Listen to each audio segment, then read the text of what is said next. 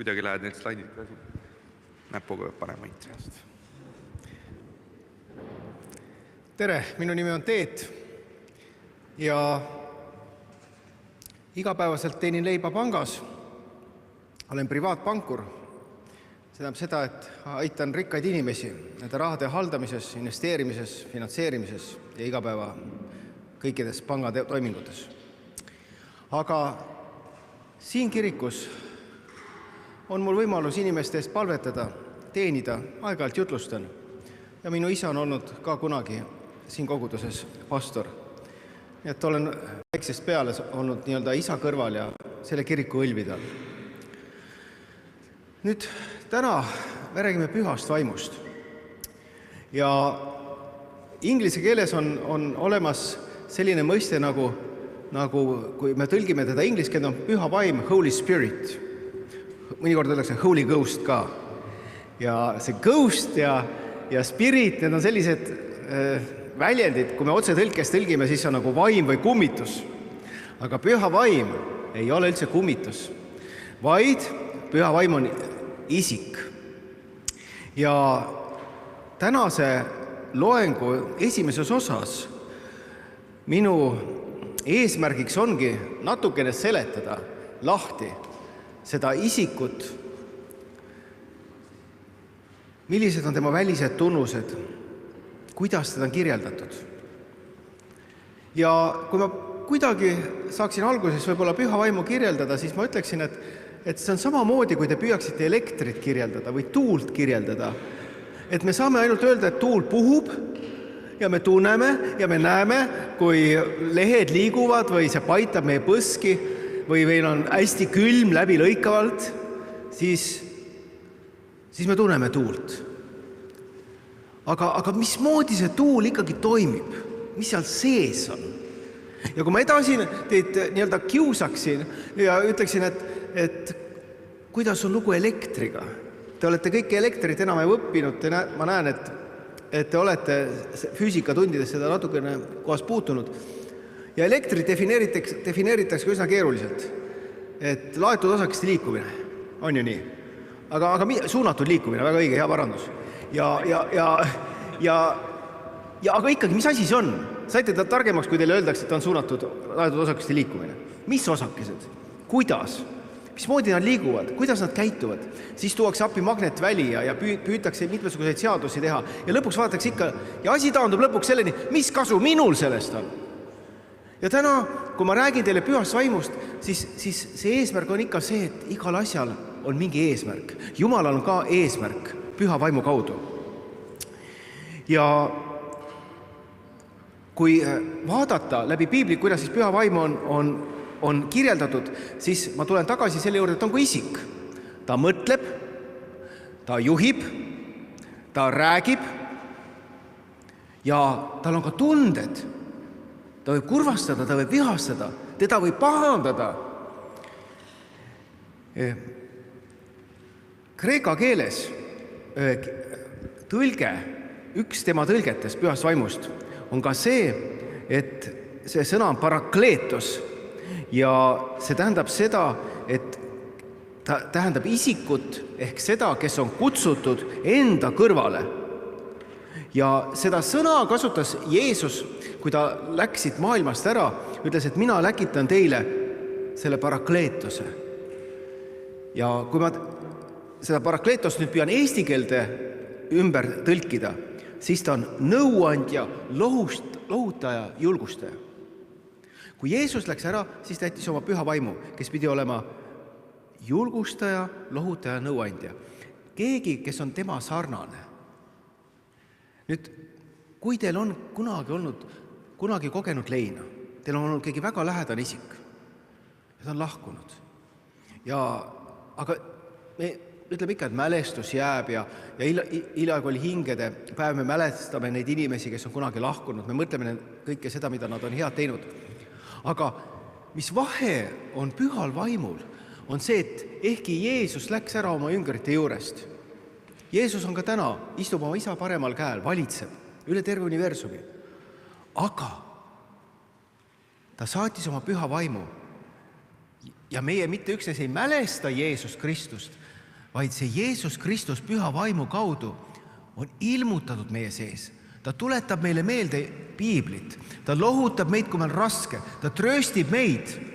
Ehk siin on väga suur erinevus sellise mälestamise ja lohutamise vahel, kes on lihtsalt nii-öelda lahkunud, kui me mõtleme nende peale, kes on lahkunud, versus selle peale, kes tegelikult on lahkunud, kuid praegu valitseb. Jeesus valitseb ja püha vaim on siin ja demonstreerib Jeesust. Nüüd juba piibli alguses saadik on püha vaim tegutsenud. Ja kohe alguses esimese Moosese raamatus, ma panen selle slaidi siia ette, alguses lõi Jumal taeva ja maa. Ja kui me vaatame seda kirja kohta, siis me teame, et maa oli tühi ja paljas, aga juba siis oli püha vaim. Jumala vaim hõljus vete kohal. Ta juba siis oli olemas. Ja me usume seda, et see Jumala vaim oli see nii-öelda korra vaim. Meile räägitakse sagedasti universumi loomisel kui mingist suurest paugust ja see tundub nagu nii jabur, et kuidas saab paugust tekkida mõtlev inimene. Aga Jumala vaim on korra vaim. Ja kui me näeme, et kuidas maailm loodi ja kuidas ta oli algselt juba sellises konsistentsis ja niimoodi jaotatud, et seal tekkisid ookeanid, seal tekkisid mandrid, seal tekkisid veetelahutused, kõik need algallikad olid olemas. Ja selleks, et midagi luua, sul peab olema algallikas. Selleks on Jumal ja selleks oli Jumala vaim, kes tegutses ja demonstreeris kõike seda. Nüüd me jõuame inimese juurde. Jumal lõi inimese. Jumal puhus inimese sisse elu. Jumal ehitas selle põrmust, sellepärast me ütleme, kui inimene sureb, põrmust oled sa võetud, põrmuks sa saad. Me kõik ükskord muutume põrmuks. Aga üks asi jääb. Ja see on inimese vaim. See on surematu, see jääb, see jääb igavesti. Ja me usume täna, et teie, kes olete täna siin, meie vaim läheb taeva, Jumala juurde. Ja kui Jumal puhus inimesse elu, siis ta puhus tema sisse koos eluga ka vaimu. Mitte lihtsalt, et hakkasin liigutama elama, vaid minu sees on see Jumala algallikas. See, mis meie sügavas, kui sa raku ehitust tead, sees on kuskil tuum ja tuum koosneb ka mitte üksnes elektronidest ja protonitest, vaid veel pisematest osakestest. On arvatud, et need on neutriinod või midagi. Ja sinu sees on ka üks imepisike osake, kui need kõik osakesed võtab veel imepisikesed, siis sees on püha vaim. Ja see püha vaim on Jumala poolt loodud selleks, et sind tõmmata Jumala juurde. Ja kui mina täna räägin sinu sees, siis püha vaim juba tegutseb, ta ilmutab, demonstreerib Jumalat ja tõmbab sind tema juurde.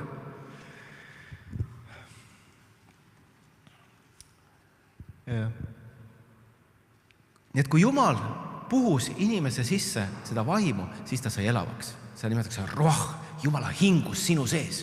Et Jumala hingus on sinu sees. Nüüd selle slaidiga me vaatame seda, kuidas Jumala vaim tegutses Vanas Testamendis. Mismoodi see hästi vanasti, hästi ammul ajal, kuidas Jumala püha vaim tegutses. Ja kui Jumala vaim tegutses vanal ajal, siis ta oli alati kindla eesmärgiga, ja kindlalt inimeste juures. Aga see tema tegutsemine oli ikkagi valikuline. Jumal valis välja inimesi, keda ta kasutas, kes olid vajalikuks Jumala töö teostamiseks. Üks nendest oli Betsaleel. Betsaleel oli selline mees, kes pidi kõige raskemaid konstruktsioone ehitama Jumala kojas. Kullassepp, aga mitte üksnes kullassepp, puussepp, rauassepp, puutöötleja. Vanasti ei olnud nii, et iga asja peal on spetsialist. See mees pidi oskama kõike. Loomulikult tal oli kindlasti abilisi. Aga Jumal on öeldud, Jumal täitis teda oma vaimuga, tarkuse vaimuga, et ta oskas kõiki neid erinevaid materjale töödelda. Ja ta tegi neid nii imeliselt, et tänapäevani mõistetakse, kuidas on võimalik teha sellised keerupid, töödelda nii filigraanselt need, nii tohutult massiivseid, kuldseid sambaid, üle kullata, millise tehnoloogiaga tollal. Halloo, see oli mitu tuhat aastat tagasi. Kuidas oli võimalik? aga Jumal oli plaan ja Jumal oli plaan just selles mõttes, et ta tahtis ehitada omale koda. Ja kui Jumal tahab ehitada koja, siis tal on vaja ka inimest, kes seda teeks. Järelikult ta peab seda inimest varustama millegiga ja ta varustas seda siis püha vaimuga. Täna, kui me mõtleme selle peale, siis on see midagi sarnast. Meie oleme samamoodi nagu Jumala tempel. Jumal tahab meid samamoodi üles ehitada ja Jumal tahab sind samamoodi töödelda. Kas sa ise tead, mis sinus on rohkem, kas puitu, metalli või oled sa kogunisti kõik vääris metallist. Aga Jumal on ka nii seadnud, et mida võimsam ja tugevam ja kallim materjal, seda raskem on teda töödelda. Aga seda enam ta tahab sind töödelda ja teha sind kauniks vastavalt oma plaanile. Teine punkt, siin on räägitud Vanas Testamendis, kuidas püha vaim tegutses läbi Gideoni. Ja Gideon oli see mees, kes oli nii-öelda tavaline talumees, põllumees. Kuid see oli aeg, kus Iisrael oli okupatsiooni all. Ja Gideonile ilmus Jumal ja põhimõtteliselt valmistas ta ette vaenlasega võitlemiseks. Jumala püha vaim tuli tema peale ja sellest samast põllumehest korraga tekkis selline võimas kuningas, kes puus sarve ja Iisrael ja järgnes talle. Ja sa võid küsida, kuidas on võimalik, et mingisugusest niimoodi künnimees, eks ole, ja puub sarme ja rahvas järgneb talle. Aga püha vaim tuli talle appi ja tekkis üleloomulik nähtus. Ja me teame, et Gideon võitis.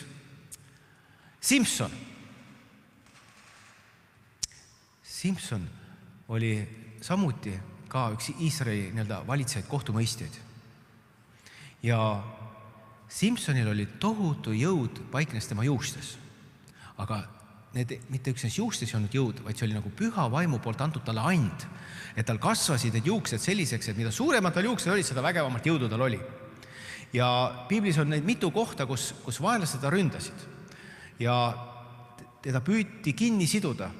Ja loodeti, et nüüd, kui ta on köitega kinni seotud, siis mitte ükski vägi, et selle väega saab teda nii-öelda vangistada. Ja kui vaenlane tuli, Simson oli kinni seotud, ta magamise ajal seoti teda kinni. Öeldi, et nüüd Simson, vaenlane tuleb.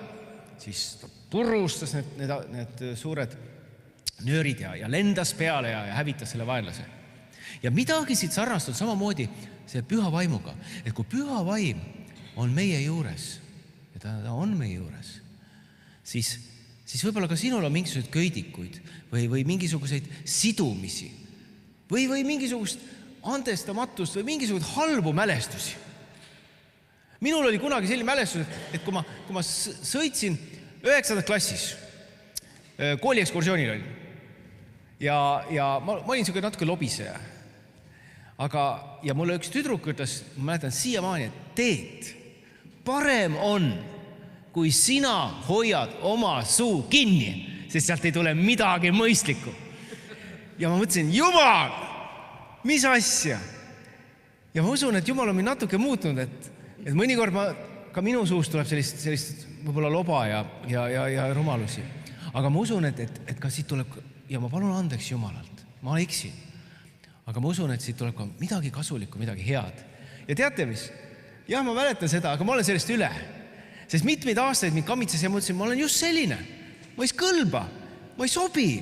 Ma olen parem vait, ma parem ei räägi, kui on inimesed seal. Ma olen suu kinni. Trööst leinajatele. Siin on Jesaja ja juudid olid viidud vangipõlve. Nad olid okupatsioonis. Nad olid teisel maal. Ja püha vaim ütles, julgustas neid, trööstis neid. Andis neile jõu lõpuks tagasi tulla selle oma tõotatud maale. Ja püha vaimul on täpselt samasugune meelevald täna sinu elus tuua sind tagasi sinu tõotuste maale. Tagasi vangipõlvest. Meil kõigil on neid väikeseid saarekesi, kus me tunneme, et me oleme vangis. Võib-olla sul ei ole mingit asja, mille kallal sina vangis, aga ma julgen öelda, et meil igal ühel on omad mingid kindlustused, mida me ei julge rääkida, mida me ei julge ära anda, aga me teame, et see on minu nõrk koht, see on see kindlustus, millel on müür ümber ja mul ei ole võtit, et see uks sealt lahti teha. Aga hea vastus on täna, et püha vaimul on. Püha vaim suudab. Loomulikult annab püha vaim ka selliseid võimsaid oskusi, et inimene oskab imehästi joonistada. Need on loomulikult talendid, aga Jumala käes muutuvad need palju imelisemaks. Siin on üks noor tüdruk, Akiane, ma tean, ta on kergelt Leedu päritoluga, Ameerikast pärit 8-aastasena tegi ta selle pildi. Ja milline ime, 8-aastasena ta lõpetas selle pildi, ta hakkas seda juba 4-aastaselt niimoodi kritseldama, läks järjest edasi. Ja ta on usklik, ta usub Jumalat. Ja me näeme, et mida kõike võib teha Jumala talent. Me oleme näinud väga väikeseid lapsi, kes mängivad nii imehästi klaveril. Keegi ei ole neil nooti õpetanud, nad mängivad kuulmise järgi. Et ka see on Jumala and. Ja mis oli Jumala soov püha vaimu kaudu? Tema soov oli see, et anda, kui vanas testamendis, millest ma teile rääkisin, oli see, et inimene pidi järgima seadust. Ja kui ta seadust ei täitnud, siis ta pidi tooma ohvri. Nüüd, mida Jumal ette kuulutas, et ühel päeval, see on prohvet Jeremia raamatus, ühel päeval ma panen nende ehk meie sisse oma seaduse. Ta paneb meie sisse oma seaduse ja kirjutab selle meile südamesse. Ehk piibel on hea, aga see ei ole mitte üksnes selline käsulaud, ei ole piibel, vaid me tunnetame ära tõe. Me mõistame seda ära, see jõuab meie südame sisse ja me tahame selle järgi teha. Me ei pea selle, me tahame, me igatseme selle järgi teha. See on suur asi, kui sa kedagi armastad, sa tahad tema meele järgi teha. Ja kui sa tunned, et need asjad toimivad, et need asjad teevad sind rõõmsaks, et need rõõmustavad, siis ma teen selle järgi. Ja see on Jumala tõotus, et ma panen teie sisse oma vaimu ja teen, et te käite mu määruste järgi ja peate mu seadusi ning täidate meid. Mis on kõige suurem käsk, kõige tähtsam käsk on armasta Issandat oma Jumalat. Ja seda armastada vägisi ei saa. Ma võin püüda Jumalat armastada, aga kui mul ei ole armastus, siis see on religioon. Ma üritan, ma punnitan. Aga kui tuleb püha vaim, siis ma kogen Jumalat.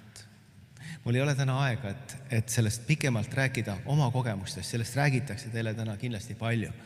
Aga ma ütlen, et see on väärt seda, et kogeda, mis tähendab, kui Jumala vaim on sinu sees.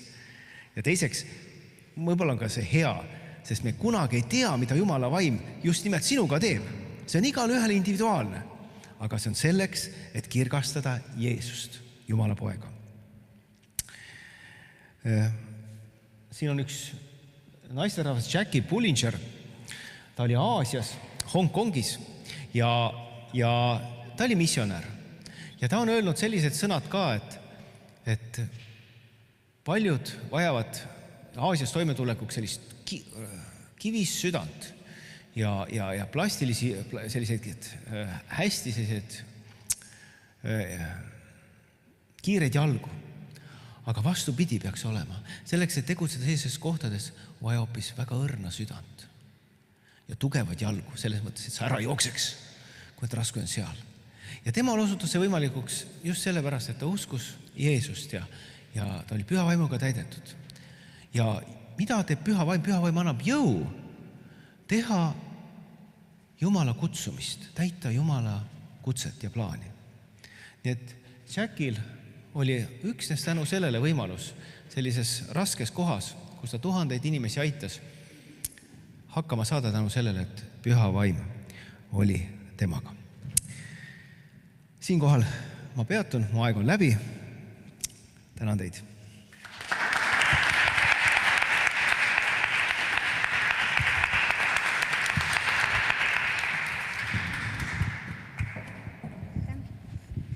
Tere, mina olen Maarja, ma teen teise osa sellest loengust. Kas ma räägin ka lühidalt endast? Ma räägin hästi lühidalt. Mina teen teist korda alfa loengut, sellepärast minu raamat on selline, mis erinevalt Teedu omast ei taha lahti seista ise. Aga ma väga nautisin seda, kui ma esimest korda sain teha, sest ma sain ise nii palju, ma sain neid asju läbi mõeldes ise kinnitust. Ja mul on väga hea meel teie ees olla.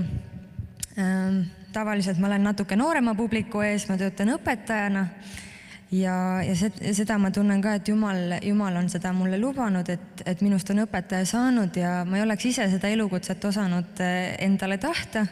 Ma arvasin, et ma ei taha kindlasti saada, aga Jumal juhtis niimoodi targalt mind õpetajaks just. Ja ma olin kõige enam pahviks löödud selle üle, kui väga see amet mulle meeldib. Nii et Jumal teab, mis andeid ta kellegi sisse on pannud ja püha vaim saab neid andeid võimendada ja Jumal on minu sisse siis selle kõige suurem üllatus oli, et väikeste lastega tegelemise just mulle südamele pannud siiski. Nii, aga nii, ma kogun hetkeks mõtteid. Jaa, et püha vaim annab meile tõesti, nagu Teet ütles, ta annab meile suutlikkuse pidada Jumala seadusi. Et kui me mõtleme selle peale, et me ei suuda iseendagi seatud standardite järgi elada, kui me ise kujutame ette, et missugune oleks see ideaalne elu ja et kuidas me võiksime teha, neid asju võiks teha ja neid asju võiks mitte teha, siis me ei suuda isegi neile vastata. Ja kui me mõtleme selle peale, et Jumal andis Iisraeli rahvale seadused, siis Iisraeli rahvas ei suutnud samuti, ta ei suutnud Jumala standarditele vastata, seepärast, et tegemist oli inimestega. Aga tõesti, püha vaim on, aga mis siis isa tõotus, sellise eelmine slaid, et isa tõotas, Jumal isa tõotas seda, et ta annab meile püha vaimu, kes tuleb elama meie sisse ja püha vaim annab meile püha vaimu kaudu meie sisemine olemus muutub niimoodi, et me soovime teha, nagu Teet ütles, neid asju, mida elada Jumala seaduste järgi ja soovime elada nii, nagu Jumal seda soovib ja meile ette nägi oma kõige parema äranägemise järgi. Nii. Ma võtan selle raamatu endale appi. Et me nägime siis, milles see Jumala tõotus seisneb selles mõttes, et tema vaim tuleb meie sisse elama. Ja prohvet Joel Vanas Testamendis, kui oli veel Jumala vaim või Jumal andis oma vaimu veel erilist või ta valis osad inimesed välja, kellele ta oma vaimu annab, siis prohvet Joel oli üks neist.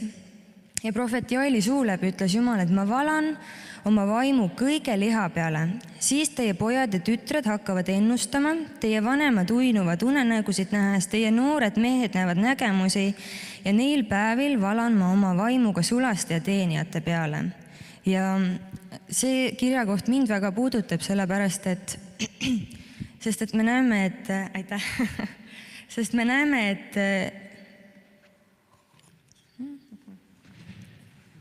nii, Jumala vaim annab ka inimestele silmi lahti näha, mis on teiste inimeste vajadused meie ümber. Mis mulle selle salmi juures just meeldib, on see, et Jumal valab oma vaimu välja kõige liha peale. Mis tähendab seda, et ta ei vali, Jeesuse tulek oli maa peal see murranguline hetk, millest edasi Jumal ütles, et sealt edasi ma valan oma vaimu välja kõige liha peale, mis tähendab, et iga inimese peale. Ja ta ei tee seal vahet ei meeste ega naiste ega vanuse ega seisuse kohaselt, vaid ta ütlebki, et kõik liha, et pojad ja tütred ja noored ja vanad ja nad hakkavad tegema neid asju, mida saavad teha ainult inimesed, kellel on Jumala vaim. Nagu näiteks see ennustamise osa ja nägemuste nägemine ja sellised asjad, mis ei ole inimesel loomulikult antud, vaid mida annabki siis mis on võimalikud siis, kui Jumal ise inimesele seda ilmutab või annab teha.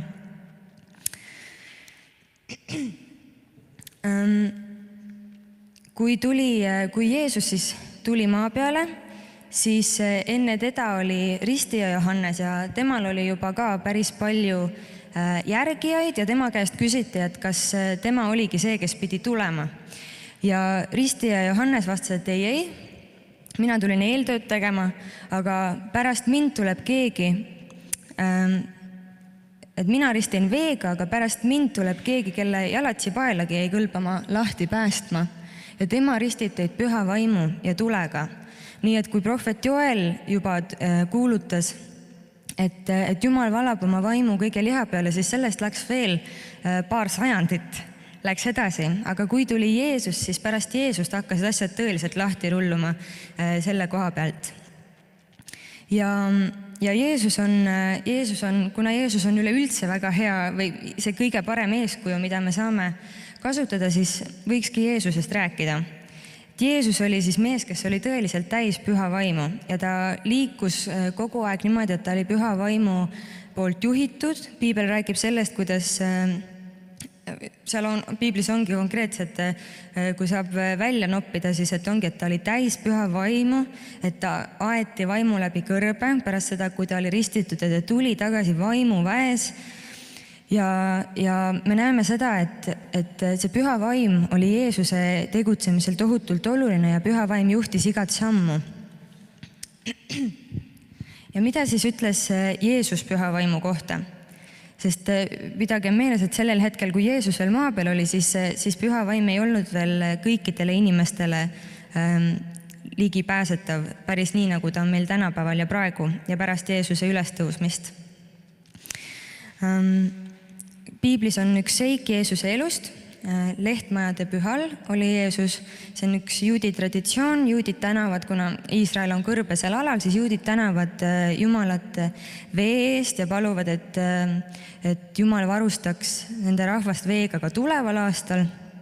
Ja üks kirjakoht, mida lehtmajade pühal siis loetakse, mis on selle püha puhul oluline, on Hesekieli raamatust ja prohvet Hesekiel ennustas, et kord hakkab templi altarilt voolama allikas veega, mis kasvab ojaks ja suureks jõeks ning igale poole, kuhu see voolab, seal muutub maa viljakandvaks ja toob tervenemise.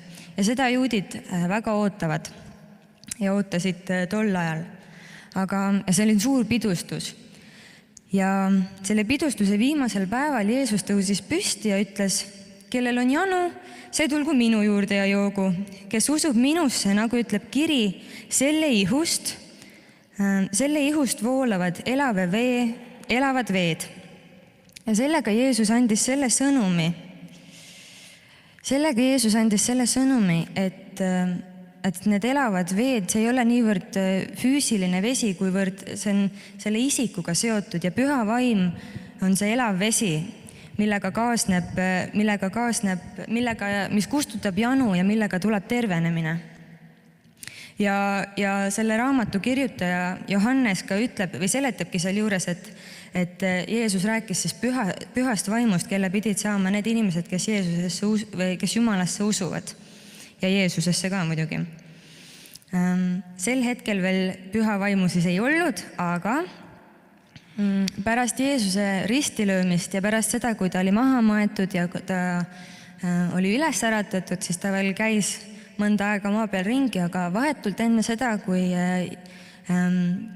kui Jumal ta maa pealt üles võttis, siis ta ütles, et te saate väe pühalt vaimult, kes tuleb teie üle. Ja need jüngrid, kes jäid Jeesusest maha, nad läksid ühte majja, nad olid seal, nad veetsid mitu päeva palvetades ja oodates seda, kui see püha vaim tuleb. Neil oli kindel usk ja ma arvan, et see on päris oluline moment ka, et see usk peab olema. Ja neil oli kindel usk ja nad palvetasid ja nad sellest teadmises, et püha vaim tuleb, nad ootasid. Ja päeval, mida me täna tähistame nelipühana, siis tuli püha vaim ja Piibel kirjeldab seda niimoodi, et äkitselt tuli taevast kohin, otse kui tugev tuul oleks puhunud ja täitis kogu koja, kus nad istusid. Ja nad nägid otse kui hargnevaid tulekeel, mis laskusid iga üksiku peale nende seas. Ja nad kõik täideti püha vaimuga ning hakkasid rääkima teisi keeli, nõnda nagu vaim neile andis rääkida. Ja see oli siis see hetk, kus see isa tõotus läks täide. Püha vaim tuli vägevalt ja võimsalt. Püha vaim võib tulla inimese juurde erinevalt. Vahel ta tuleb üsna vaikselt ja vahel ta tuleb müristades. Ja see esimene kord oli eriliselt võimas. Ja need jüngrid, kes seal ootasid ja said täidetud püha vaimuga, nad läksid välja ja nad hakkasid rääkima võõraid keeli ja inimesed, kes seal ümber olid, vaatasid, nad olid täiesti šokis, nad olid jahmunud, sest et mitmed inimesed olid erinevatest kohtadest sinna kohale tulnud ja nad kuulevad, et mingid suvalised tüübid räägivad nende kodumurrakut näiteks. Ja nende esimene järeldus oli, et nad on natuke liiga palju joonud seal kuskil kojas, kus nad olid. Aga Peetrus tõusis püsti ja hakkas selgitama ja ta tõi täpselt need kohad Vanast Testamendist välja, kus prohvetid olid öelnud, et näed, see tuleb. Järgmine prohvet ütles, et Jumal on seda tõotanud ja praegu see ongi täide läinud, sellepärast et Jeesus, kes suri ja tõusis üles, oligi see Messias, kes pidi tulema ja tänu sellele on meile nüüd võimalik see, et meil on otseühendus Jumalaga püha vaimu läbi.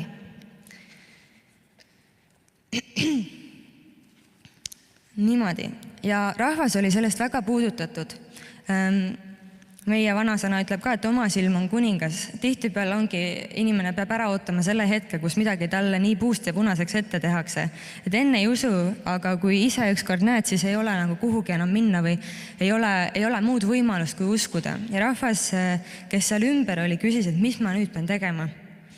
Sest see midagi oli nii võimas, et nad tundsid, et see on olukord, kus siit edasi ei saa samamoodi minna. Ja Peetrus ütles, et mis te peate tegema on, te peate parandama meelt, laske end ristida Jeesuse Kristuse nimesse, et nad võiksid oma patud andeks saada ja lubas, et siis saavad nad püha vaimu anni. Ja Peetrus ütles, et see on tõotus, mis on antud teile ja teie lastele ja kõikidele, kes on eemal, keda iganes Jumal meie issand enese juurde kutsub. Ja ma tahaks sinu julgustuseks öelda, et kui sina oled täna siin, siis Jumal kutsub sind. Ja kutsub sind praegu. Ja siin on ka see oluline moment, et selleks, et saada püha vaimu, selleks, et saada Jumalaga päriselt ühendusse, et sammud on väga olulised. Meeleparandus.